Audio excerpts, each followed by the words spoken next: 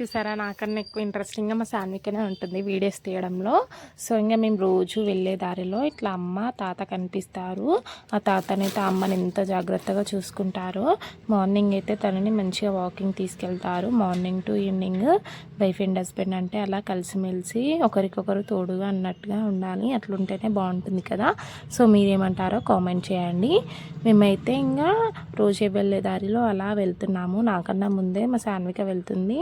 So ఇక్కడ ఒక లేడీని చూసారా, తనైతే ఎంత ధైర్యంగా కూరగాయలు అమ్ముతుందో. స్కూటీ చుట్టూ కూరగాయలు తీసుకొని వచ్చి రెగ్యులర్గా మా గల్లీలోకి వస్తుంది అనమాట. సో అలా ధైర్యంగా ఏ పనైనా చేసుకుంటే అదే మనకి ఇంపార్టెన్స్ ఇస్తుందన్నమాట లైఫ్ మీద. సో మార్కెట్లో మల్బరీ ఫ్రూట్స్ తీసుకొచ్చాను. అవైతే చాలా రోజులు అవుతుంది తిని. సాన్విక చిన్నప్పుడు చాలా ఇష్టంగా తినేది. అప్పుడైతే చెట్టు మీదనే దొరికేవి.